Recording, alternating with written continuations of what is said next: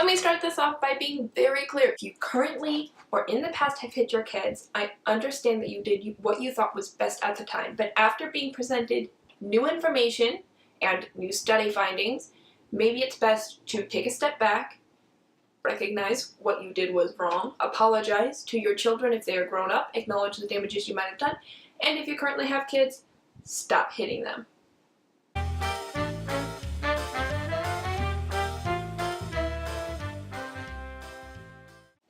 Do you remember when I said like a month ago I was going to post next week on my Facebook page? Are you on my Facebook page? Hey guys, you cannot count on me for consistency, but I promise I'm trying. Many of you have seen the title of this video and are probably already down there commenting, "Spanking is not hitting your kids," and "Kids needs discipline." Just hold off till the end. But today I want to talk to you about raising your kids and specifically about not hitting your kids. First, let's talk about why you might be seeing this topic pop up more often than lately. There was a recent study that went out that was covering 50 years and over 160,000 children that was just published. This study found, basically to summarize it, even just hitting your children has the same psychological effects as full-on physical abuse, which means that you are essentially abusing them. They're going to have the same mental issues that they would have if you were, full-on smacking them in the face, which means you are abusing them. And it also found they are more likely to disrespect authority and that spanking as a total doesn't work. What do I mean it doesn't work? Well, think about it like this. They're not learning to avoid bad behaviors. They're learning to avoid being spanked, which means they're not going to be more likely to be a good person. They're more likely to lie and hide bad behaviors. So children who are spanked are more likely to be disrespectful to authority figures, more likely to lie and cover up bad behavior, are more likely to develop anger issues, more likely to have distrust of public figures, and are more likely to spank their kids, continuing a cycle.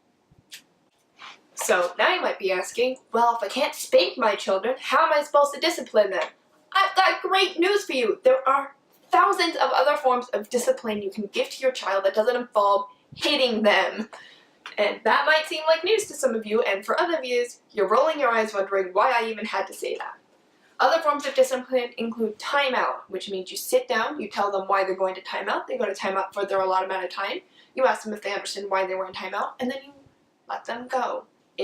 Or taking away a toy if they're being destructive, or if they start screaming at a playground, you remove them from the playground. It means leaving the grocery store in the middle of a trip if they start crying because they want a candy bar. It's being consistent with the rules that you're set, following through on the threats that you make to your children, and making sure the punishment fits the crime.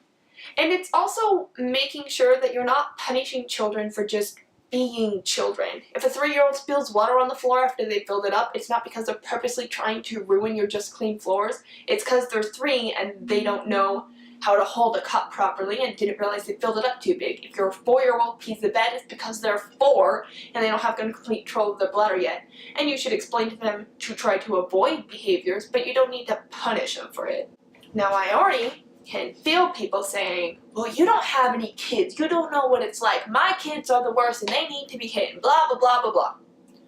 I've got wonderful news for you. I've got 1,000 of different stories of raising other people's kids. My mom ran a daycare center, and we saw quite a few different types of kids come in.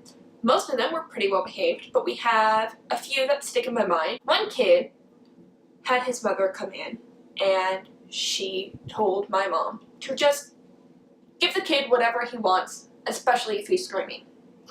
Now, of course, if you are any sort of parent, you are now grasping at your pearls and wondering, how could you let her child grow up like that? And of course, my mom didn't follow that rule. He would scream, he would cry, he picked up a TV and tried to throw it at us. We put him outside, we removed him from that situation where he had a TV and he was picking up and throwing around rocks. He was screaming and making so much ruckus, the neighbors called the police because they thought that we were somehow abusing this kid. You know what my mom never had to do to get him to stop and behave? Hit him. It would have been easier, sure, just to give him a smack on the butt and then he would have avoided that pain.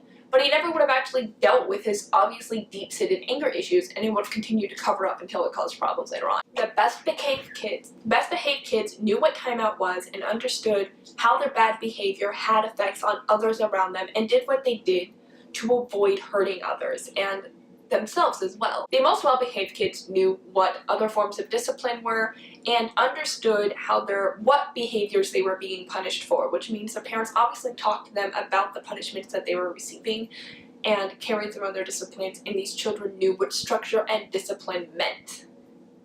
No hitting involved. Spanking is a quick short-term solution to unwanted problems, but it's not helping your child and it's not helping your relationship with your child. In fact, it's extremely damaging, and this is backed by many studies and many experts in child development and child psychology. There are many